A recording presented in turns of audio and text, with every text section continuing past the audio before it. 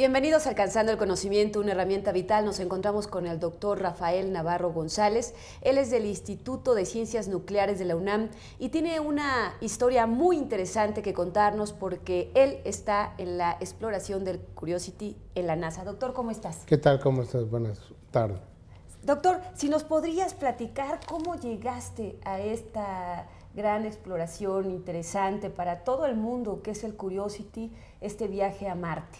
Bueno, es un proyecto que inició hace muchos años. En el 2001 me invitaron de la NASA a buscar en la Tierra un ambiente que se pareciera mucho a Marte. Sabíamos que Marte era un desierto, y en la Tierra tenemos una gran cantidad de desiertos, hay unos más áridos que otros, pero buscábamos el desierto más árido de todo el mundo. Y ese desierto estaba en Chile.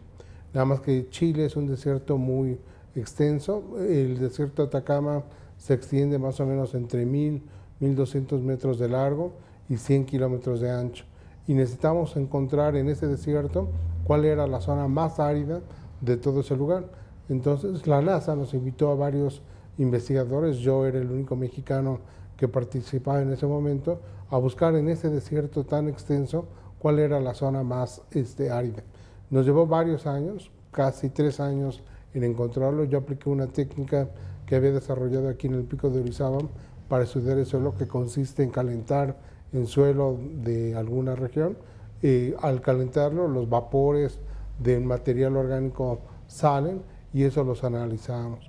Entonces, utilicé esa técnica en el desierto de Atacama y encontré un lugar donde había mucha materia orgánica que nos indicaba que había vida o que hubo vida en el pasado, y después, a lo largo de un gradiente, llegué a la zona donde prácticamente no se liberaban compuestos orgánicos.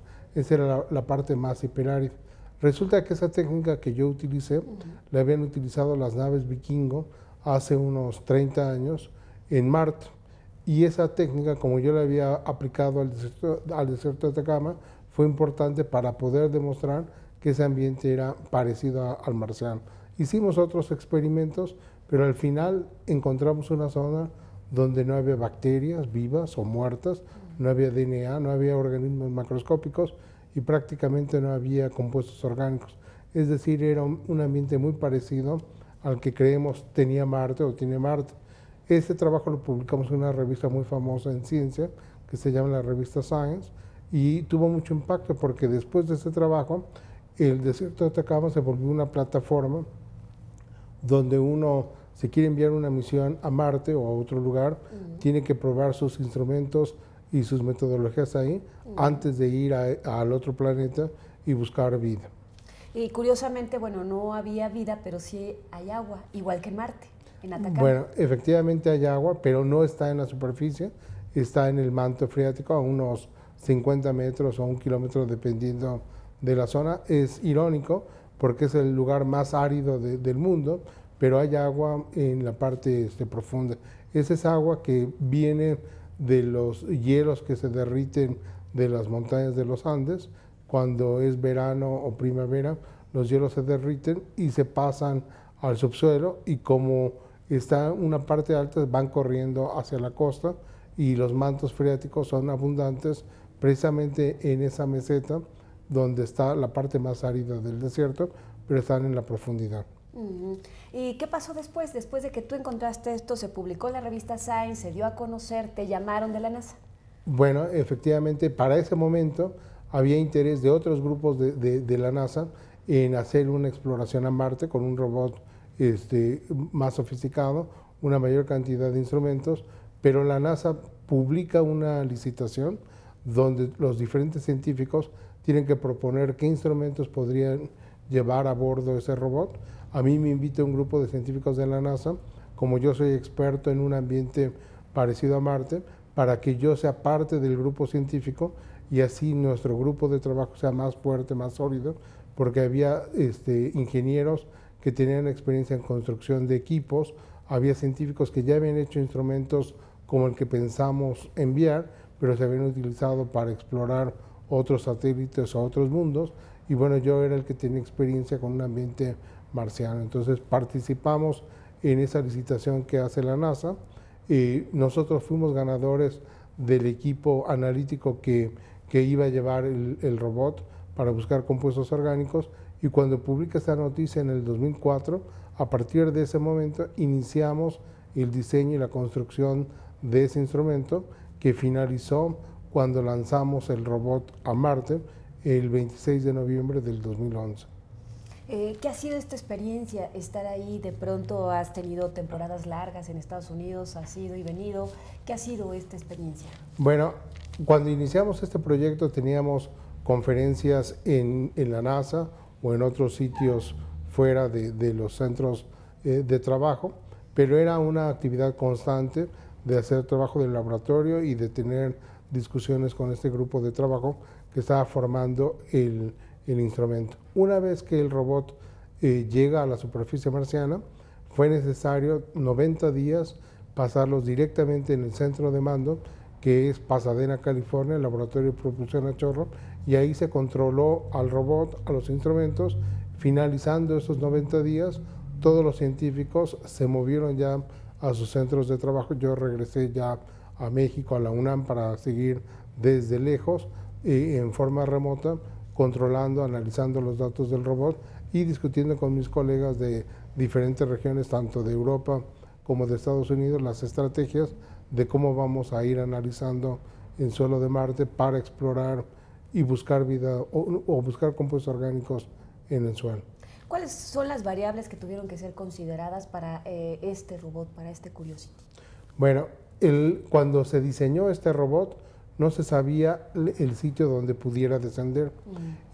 Los instrumentos que se han enviado con anterioridad al planeta Marte o a otros lugares dependen de energía solar, y esa energía solar es máxima, por ejemplo, en las zonas ecuatorianas, y en las zonas polares hay luz, pero el tiempo que dura es poco, que corresponde al verano.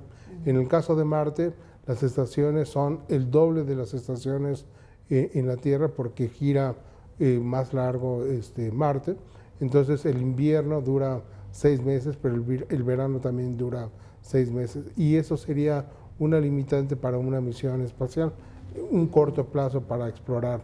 Este robot fue diseñado para que pudiera llegar a cualquier parte del planeta y poder trabajar, no importa si hubiera o no luz solar.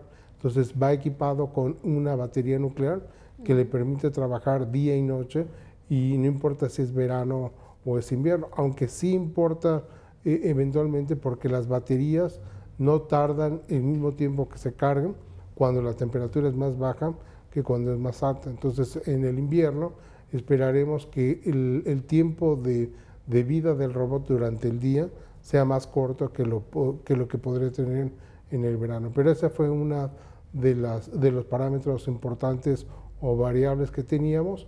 Este robot no tiene la capacidad de taladrar, pero sí puede perforar, por ejemplo, una roca hasta 10 centímetros de profundidad. Sus llantas, que se mueven en forma independiente, tiene 6 llantas. Podemos hacer que una no se mueva y las otras estén estacionadas, y eso hace como si se estuviera atascando la llanta y empieza a cavar un hoyo.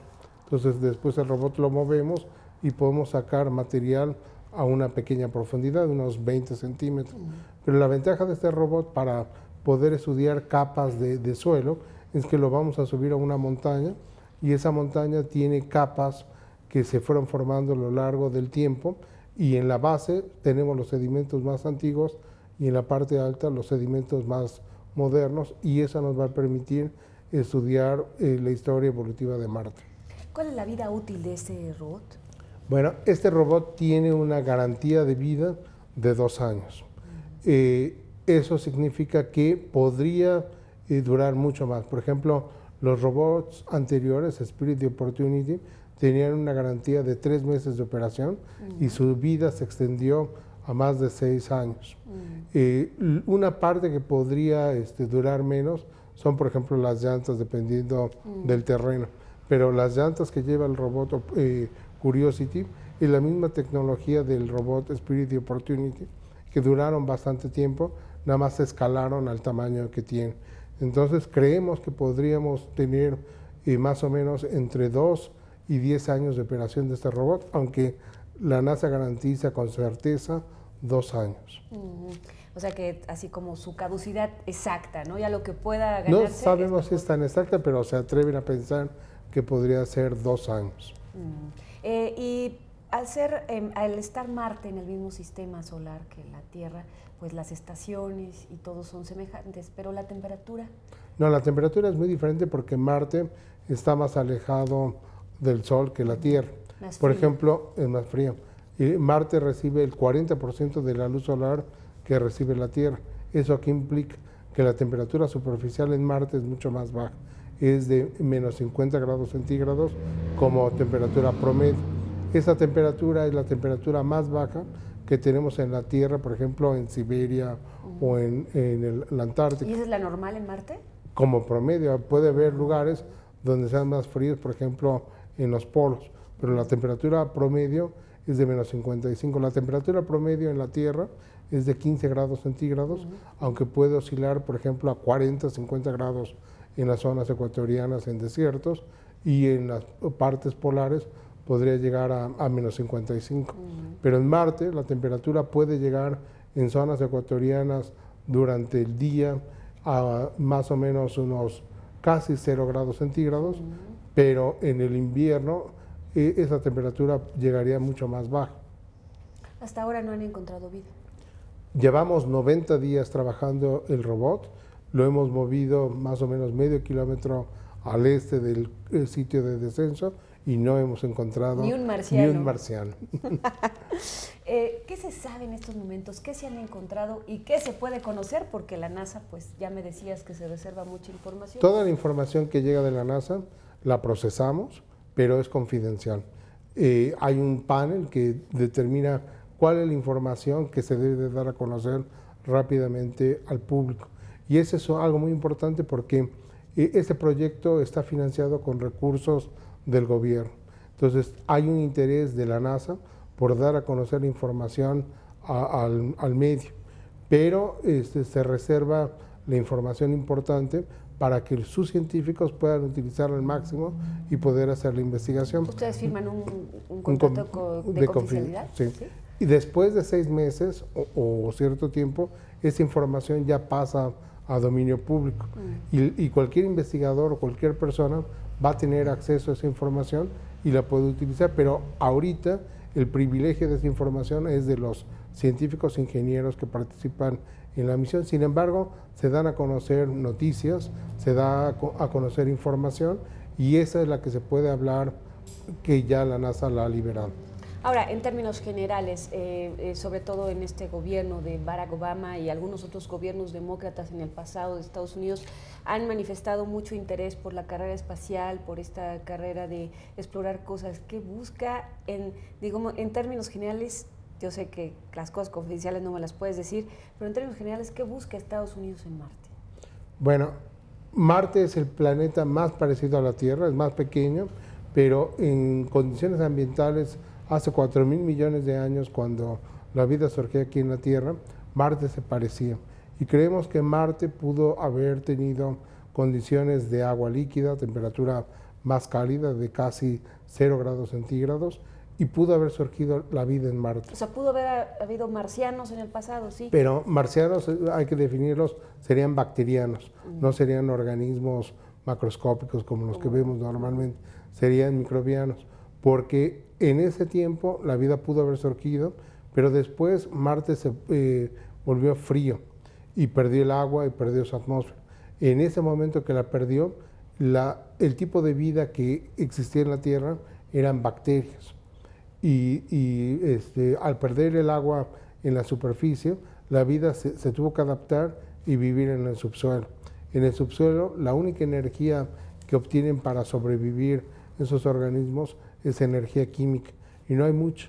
Entonces no pudieron evolucionar esos organismos en formas más complejas como lo hicieron en la Tierra, que dependían básicamente de la luz solar y que era muy abundante. Entonces creemos que en Marte, si hay vida, sería vida microscópica.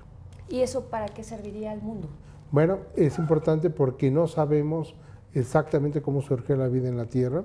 Creemos que la vida en la Tierra surgió a través de un proceso de evolución química muy largo, y ese mismo proceso pudo haber surgido en Marte. Entonces queremos buscar un segundo ejemplo de vida. Ese segundo ejemplo creemos que lo podemos encontrar en Marte, pero no sabemos si la vida en Marte está emparentada con la vida en la Tierra, porque la vida pudo haber surgido en Marte, pero por colisiones de asteroides y de cometas, esos impactos sacaron rocas de la superficie marciana, posiblemente contaminadas con bacterias, y estas cayeron a la Tierra, contaminando de bacterias marcianas a la Tierra. Pero el mismo fenómeno inverso puede ocurrir, que la vida surgió en la Tierra, colisiones de cometas y asteroides con nuestro planeta eyectaron rocas con bacterias y estas cayeron en Marte. Entonces la vida se pudo haber intercambiado en los dos planetas. Si este es el caso, no encontraríamos lo que buscamos en ese lugar, porque la vida en Marte sería muy parecida a nosotros, serían nuestros primos. Tendríamos que ir a buscar otro árbol totalmente diferente, y si ese es el caso, tendríamos que ir más lejos, por ejemplo, a Europa, pero no al continente, sino a Europa, un satélite de Júpiter, donde podría haber también bacterias abajo de un océano que está cubierto por una capa de hielo muy, muy gruesa. Pero un viaje ahí es muy largo, 10 años, una tecnología más complicada para perforar entre 1 y 10 kilómetros. Entonces el lugar más cercano para buscar la evidencia de vida es Marte. Y hasta ahora la Tierra sigue siendo la única, por lo menos en este sistema que conocemos, la única con estas características. Sí, en el sistema solar, aparte de la Tierra, podremos pensar en Marte en el pasado, aunque no hemos descartado que pudiera haber vida en la actualidad. Está Europa, una luna de Júpiter, Titán, una luna de Saturno, y hay otros satélites que también podrían tener agua líquida. Eso es en nuestro vecindario cercano, pero fuera del sistema solar podría haber también vida en otras estrellas, pero ahí ya es mucho más difícil hacer la exploración, el viaje sería muy largo, y la única manera de poder estudiar vida en otras estrellas es estudiando la atmósfera de los planetas. Por ejemplo, si alguien viera nuestra atmósfera desde lejos, vería que hay oxígeno y hay ozono. Ese oxígeno y ozono son producidos por la actividad fotosintética de las plantas y las bacterias. Aunque hay organismos avanzados y hay civilizaciones en nuestro planeta, lo único que podríamos ver de lejos sería la presencia de oxígeno, y ese oxígeno lo generan los microorganismos. Entonces es la única manera que tendríamos de forma remota de saber si hay vida en otros planetas. Hay otros mecanismos, por ejemplo, escuchar señales de radio y ver si hay civilizaciones tecnológicamente avanzadas que pudieran estar mandando señales. Pero es factible que cuando esa señal llegara a la Tierra, la civilización ya desapareció. No, pues imagínate. ¿Es el único mexicano en este proyecto? Soy el único mexicano y el único latinoamericano en este proyecto del Curiosity. Ahora, México, me comentabas, no ha puesto ni un peso ahí. No puso ningún peso en la construcción de ese robot, pero ha apoyado, por ejemplo, en darme dinero para construir un laboratorio en la UNAM que ha servido para poder estudiar los modelos que vamos a encontrar de suelo en Marte, qué complicaciones vamos a tener, y me han apoyado también para poder ir a mis viajes a la NASA para poder hacer esta actividad. Por ahora, ¿cuándo es tu siguiente visita a la NASA? Bueno, ahorita concluyó una visita de 3 meses de operación y tenemos planeado tener reuniones de todo el grupo del Curiosity unas 2 veces al año, y del grupo en particular del equipo SAM, donde yo trabajo, otras 2 veces al año. Estaríamos hablando más o menos de 4 visitas al año espaciadas a lo largo del año. ¿Cómo ves las cosas? ¿Qué ha sido para ti, personalmente, esta experiencia de estar en el Curiosity, de estar en esta aventura llamada Marte? ¿Te lo imaginabas? ¿Qué es para ti? Bueno, hace 35 años, cuando llegó las misiones Vikingo a Marte, yo era estudiante de preparatorio. En ese momento, las misiones buscaban evidencia de actividad microbiana en Marte. Los resultados fueron positivos. Buscaron presencia de compuestos orgánicos, no los encontraron. Y como los compuestos orgánicos son esenciales para la formación de seres vivos, la NASA concluyó que no había vida.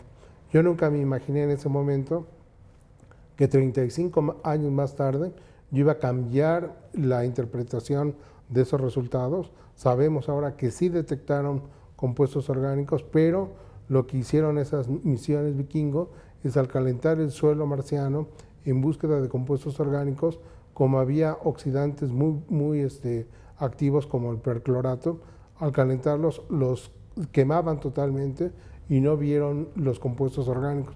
Detectaron 2 compuestos trazas organoclorados, clorometano y diclorometano, que en aquel momento pensaron que eran contaminantes, pero yo repitiendo experimentos en Atacama con perclorato que habían encontrado en Marte por la misión Phoenix, pude demostrar que esos organoclorados surgían del proceso de quema de esos compuestos. Entonces sí detectaron compuestos orgánicos, y también nunca me había imaginado cuando yo era niño o joven que iba a participar en una misión espacial, y es un privilegio porque no hay muchos investigadores a nivel mundial que puedan participar en una misión, no hay muchas misiones y hay un poco número de personas que puedan participar en esa misión.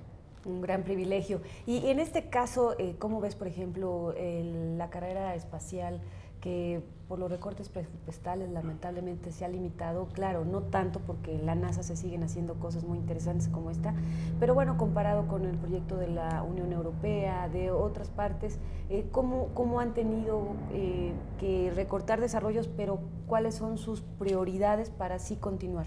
Bueno, la NASA es la agencia espacial que más ha invertido.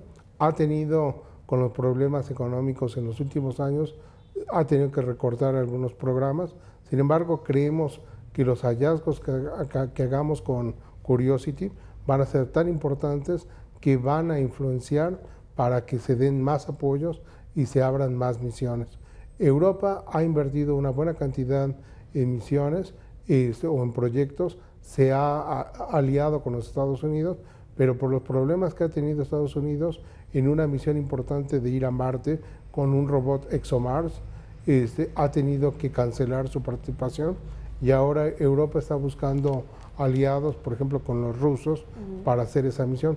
Pero hay otras agencias emergentes espaciales, como por ejemplo los chinos o los hindús, que han anunciado su interés por explorar el espacio, ya han inclusive mandado satélites a la Luna y están interesados en llevar robots y humanos inclusive a Marte. Entonces sí veo un interés muy grande que va a ser ahora a través de consorcios multinacionales.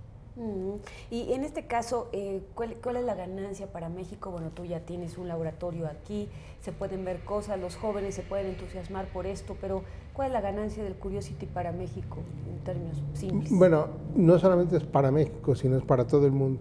Hay construcción de equipos que son muy sofisticados, que por ejemplo en mi laboratorio los equipos que yo tengo para hacer el mismo estudio que hacemos en Marte miden como 5 metros de envergadura y son muy pesados. El robot que llevamos, el equipo que llevamos es del tamaño de un horno de microondas y es mucho más ligero. Entonces todos estos instrumentos pueden servir, por ejemplo, para exploración de petróleo o inclusive de minería, accidentes como los que ha habido en minas aquí, que se requiere analizar en forma remota los gases de las cuevas. Se puede hacer con este tipo de instrumentos. Hay equipo mucho más ligero, sistemas electrónicos más sofisticados, entonces eventualmente todo este diseño tecnológico pasa a ser usado del espacio a la vida cotidiana. Bueno, y por último, ¿qué les puedes decir? Bueno, nunca Marte podría ser colonizado por los humanos.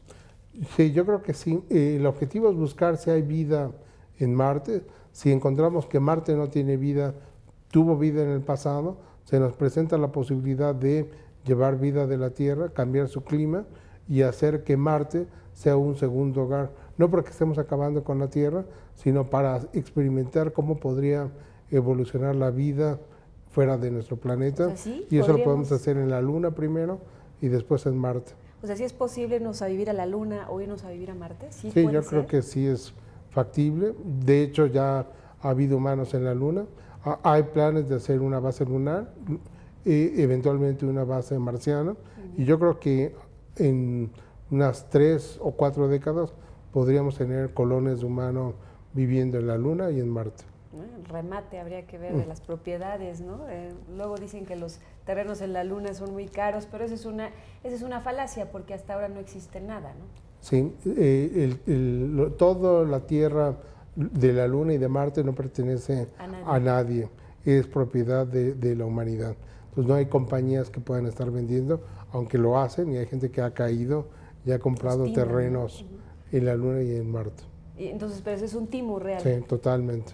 ¿Qué les podrías decir por último, Rafael Navarro, qué les podrías decir a todos los jóvenes que de alguna manera están pensando en seguir una carrera científica y con estas experiencias pues tan gratificantes que a lo mejor un poco tardadas después de 35 años, pero tú viste frutos?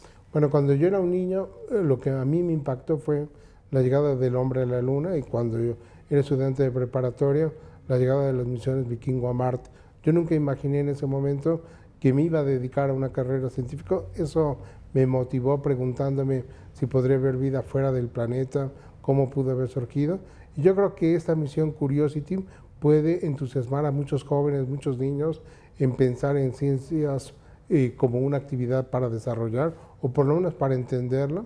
Y muchos de los niños podrían ser los futuros astronautas que van a la Luna y a Marte. Y no importa que estén en México, en Estados Unidos, en cualquier lugar, se va a poder participar en estas misiones. Y por último, ¿este proyecto va más allá de los próximos 4 años de gobierno de Obama? O sea, ¿esto va más allá? Bueno, el proyecto va a durar 2 años, que es la vida útil que tiene el robot, pero se cree que podría extenderse a muchos más años, y no va a depender del tipo de administración que tenga Estados Unidos, va a depender de la capacidad que tengan los equipos de seguir operando, y los vamos a llevar hasta el máximo. Hasta el momento todos los investigadores han sido bastante cautelosos en que los instrumentos no se lleven a su máxima capacidad para poder asegurar de que podamos usarlos por mucho más tiempo. Pues gracias, Rafael. Gracias. Gracias por estar con nosotros aquí en Alcanzando el Conocimiento.